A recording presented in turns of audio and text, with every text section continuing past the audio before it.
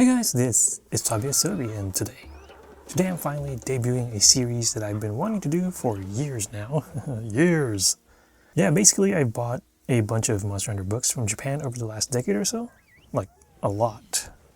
And these include not just strategy guides, but several books dealing with monster lore and design, as well as behind-the-scenes information about the games. I've actually always enjoyed skimming through these books because they provide all sorts of interesting information that you normally don't get from the game. Basically things like a monster's design, the idea behind the ecosystem, the lifestyle of the game's inhabitants. So just this treasure trove of information that makes the world of Monster Hunter seem so much richer and fascinating. It's just impressive how much work, research, and conceptualization goes on behind the scenes that we don't even hear about. Anyway, I thought other Monster Hunter fans might find this information interesting as well, so I've been wanting to do a behind-the-scenes series, or behind the monsters feature, if you will, for a long time now. It's just been tough to squeeze it in between work and the various special events that are going on about the game, so I've always pushed it back for some reason or another. That being said, given how much the player base has expanded exponentially with Monster Hunter World, I thought now is as good a time as any to just hunker down and get the series finally started. I mean, there's just so much information from these books that I could actually stop doing videos about anything else, like events, armor builds, and other guides, and then just focus on behind-the-scenes stuff and lore exclusively, and I still won't be able to cover everything. That's how much background material has been released over the years about Monster Hunter. On that note, let's kick things off with one of my favorite new monsters in the series from a design standpoint, the wily Kulu-Ya-Ku. Yeah, it might not be the coolest monster, but I think it's a great example of excellent monster design, not just in terms of mechanics, but biology and psychology as well. So grab a giant egg, or boulder, warm up those legs, and let's dive into the world of Kulu-Ya-Ku. So how did the idea behind the Kulu-Ya-Ku come about? Actually, did you know that the Kulu-Ya-Ku was actually born from the developer's idea of quote-unquote fun? That's right. When designing this creature, the developers specifically wanted to create a monster with a charming and hilarious personality that players can appreciate. I mean, given the popularity of the Kulu-Ya-Ku head, I think they've certainly succeeded on that front. Then again, this really shouldn't come as a surprise to long-standing fans of the Monster Hunter series. Whether it be Yankut-Ku, Yangaruga, or Kurapeko, Kulu-Ya-Ku continues a trend by the game's designers of creating bird-type monsters with interesting personalities. Now in the book called Dive to Monster Hunter World, Official Settings and Materials Guide, directors Yuya Tokuda and Kaname Fujioka discuss the origins behind the Kulu-Ya-Ku. The book actually included Tokuda-san and Fujioka-san describing the process in their own words, which I am translating in the first person. Up first, here are the words of Tokuda-san. So the Kulu-Ya-Ku was conceptualized at the same time as the Puke-Puke, another monster designed to exhibit traits that reflect its ecosystem and interesting personality to boot. With the Kulu-Ya-Ku, however, we wanted to create a monster that not only was unique and tailored to its environment, but also exhibited a wide range of action mechanics that players can learn from and have fun with. At this point, we already decided that the Wildspire Waste was going to include the Rathian, Barath, Juraturtus, and Apsaros. This means that the ecosystem was going to have eggs, and we wanted a monster that tied into that concept. We thought of a creature that would pretty much disturb the environment by taking monster eggs. To further build on that concept, we came up with a monster whose special trait was the ability to hold things. But we didn't want to just limit it to eggs, so we decided that it could carry rocks as well. This essentially caused an effect that changed the monster. In this case, it gained the ability to make melee weapons bounce. Since the Kulu-Ya-Ku pretty much gains absolute defense while carrying a rock, the idea was to teach players new mechanics such as shooting slinger ammo at the monster in order to force it to drop said rock. Also, because the Kulu-Ya-Ku has a gripping force of 300 kilograms and is quite smart, it knows that it can win by just crushing the hunter with a rock. And then Tokuda-san laughs at this point, which is like perfectly understandable. Now up next are the thoughts from Kaname Fujioka-san. So the Kulu-Ya-Ku is actually a monster with a rich range of emotions. It becomes really brave when it gets hold of a rock, and will actually pick fights with enemies that it would normally avoid. If it drops that rock though, it'll flee away like a coward. Because of that expressive personality, we consciously decided to design it to have a diverse range of expressions compared to other monsters. We also wanted to make the Kulu-Ya-Ku more bird-like by making it peck on eggs while it eats them. Yeah, so those are the notes from the two directors. And now we get into the biologist's notes. Once again, they actually reinforce just how smart the Kulu-Ya-Ku is. On that note, do you like Persona 5? If so, you should have a soft spot for the Kulu-Ya-Ku, which designers describe as the phantom thief of the Monster Hunter world. Pun so totally intended. One of the experts that collaborated with the Monster Hunter team, that's right, they actually hired actual academic experts. Talk about going the extra mile. Yeah, so one of the experts who collaborated with the game's super biology book is avian researcher Kazuto Kawakami of the Forestry and Forest Products Research Institute in Japan. Anyway, Kawakami-san actually describes the Kulu-Ya-Ku as a gambler. By specializing in eating monster eggs, it can secure a highly nutritious food source without having to kill strong prey. At the same time, however, eggs are typically guarded by 1 or 2 parents, which can actually make egg raiding a dangerous operation. I mean, just pick up a Rathian egg in any map that has a Rathian skulking about, and you will soon understand why.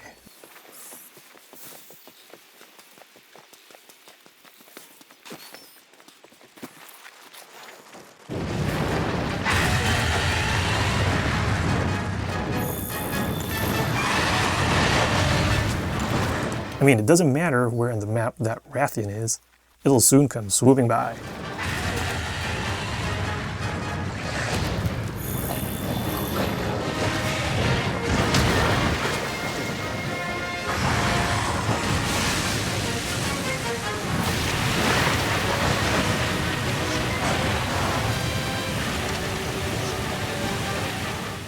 As such, the Kulu-Ya-Ku has what can be best described as a high-risk, high-reward lifestyle. It's a way of life that actually requires great agility and plenty of smarts to survive monster encounters. This actually makes the goofy-looking Kulu-Ya-Ku one of the game's most intelligent creatures. I mean, personally, I kind of figured that out the first time it used a stone to block my big honking greatsword. Or any other melee weapon for that matter. Fortunately, hunters can also use rocks as well. Well, stones actually, if you want to be super accurate. Yeah, take that, you crafty little punk. Drop it! Drop the merchandise. Anyway, once this creature grabs its food source, it can quickly hightail it out of a nest. I mean, it'll literally run away with its tail held up high. As mentioned earlier, the wildspire waste typically serves as the natural habitat for the Kulu-Ya-Ku, where it can then prey on the eggs of Rathians and flying wyverns, as well as the eggs of the various herbivores that live in the area. It's like an egg-civet paradise for egg rustlers. Recently, however, there have been sightings of the Kulu-Ya-Ku in the ancient forest as well. There are many theories as to why this has happened. Some believe that these sightings coincide with the breeding season for great jaguars, and that the Kulu-Ya-Ku are showing up to feast on their eggs. Based on observations from recent years, however, another theory has been proposed. Following the Great Elder Crossing of Zoro-Magdaros to the New Continent, it's believed that the great energy released by the Elder Dragon has caused the Kulu-Ya-Ku to instinctively pull back from its usual habitat. It's a theory that has since gained more acceptance for explaining the expanded range of the Kulu-Ya-Ku. Up next is the role of the Kulu-Ya-Ku's feathers. The monster's vivid feathers actually serve a variety of purposes. While the Kulu-Ya-Ku has protective scales that double as camouflage in its natural habitat, it also has flashy ornamental feathers on its head and front arms. Males especially have vivid and colorful plumage, which they use to attract females. Kulu-Ya-Ku are also known to leave their feathers on the ground as a way to mark their territory.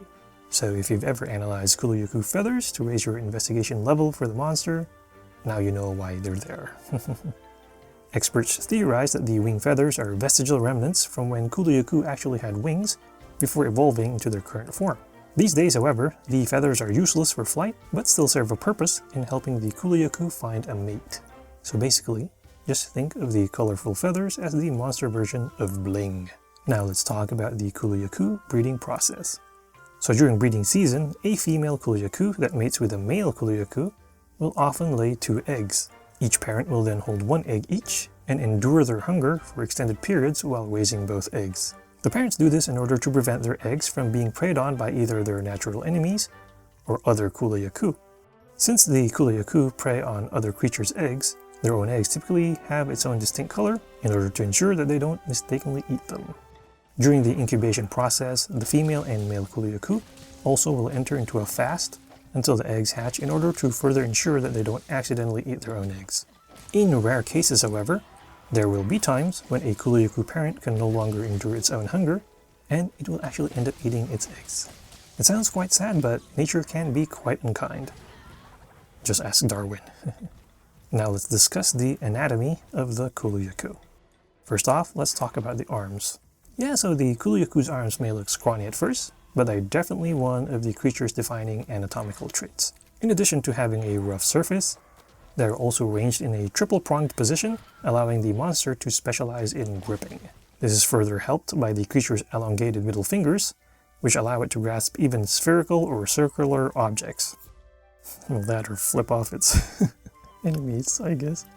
Protrusions located near the tip of the Kulu-Ya-Ku's fingers further enhance the creature's grip.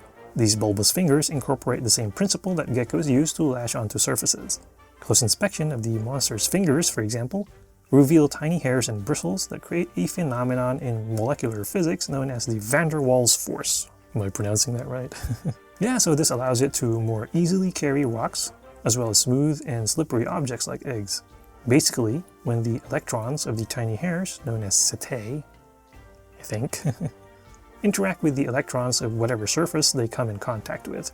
This creates a physical bond due to the resulting electromagnetic reaction.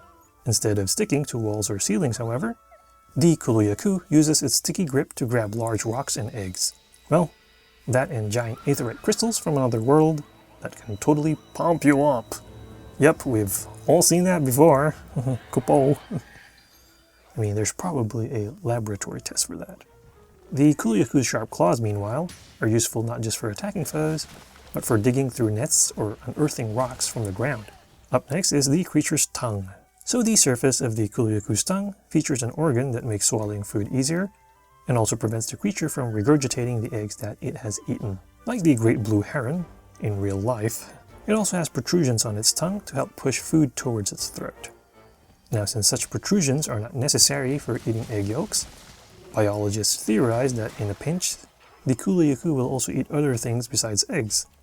These likely include small animals that are quick to move, or even slimy creatures that live in the soil.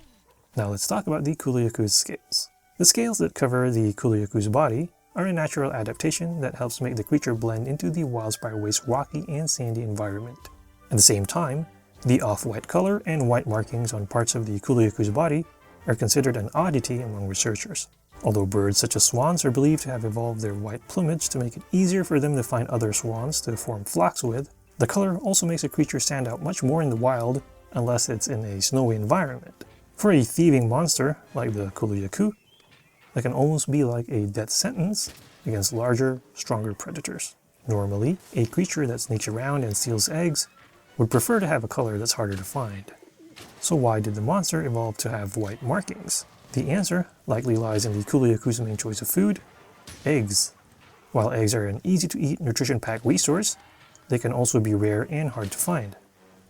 This means that Kulu-Ya-Ku populations are likely low, which makes finding a mate more difficult. As such, the Kulu-Ya-Ku's more prominent colors are akin to a life-and-death love letter, at least according to Kawakami-san. And then last but not least is the beak. So the pointy tip of the beak is used by adult Kulu-Ya-Ku to crack stolen eggs. In juvenile or younger Kulu-Ya-Ku, however, the beak is softer, which means that they can't use it to directly crack large monster eggs. Instead, younger Kulu-Ya-Ku use rocks to break them. And then since breaking the eggs this way causes the egg whites to run off with only the yolks remaining, biologists believe that this causes the monster to develop a habit of only eating the yolks even when it reaches adulthood. See, unlike hummingbirds, the Kulu-Ya-Ku beak isn't capable of sucking liquids like a straw, unfortunately. The Kulu-Ya-Ku's beak also features sensory organs that are excellent at finding items buried underground. This allows the Kulu-Ya-Ku to sense rocks and eggs by perceiving slight changes in the environment. The beak's sensitivity acts as a double-edged sword, however, as any strike that hits it will cause the Kulu-Ya-Ku to recoil, dropping any item it happens to be carrying at the time. Hint, hint. It's a gameplay tip right there. Just hit that beak with a rock, or stone, or whatever slinger ammo you can find around.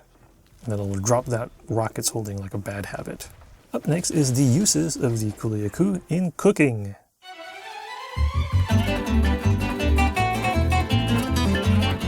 I mean, seriously. This is about cooking the Kulu-Ya-Ku. Yeah, so the meat of animals that eat a wide spectrum of food or prey tend to have a strong gamey flavor. In contrast, animals with a much narrower diet selection typically taste much better. The Kulu-Ya-Ku, which almost exclusively preys on eggs, definitely fall under the latter category. The monster's white meat is actually prized as a delicacy in the world of Monster Hunter due to its delicious flavor.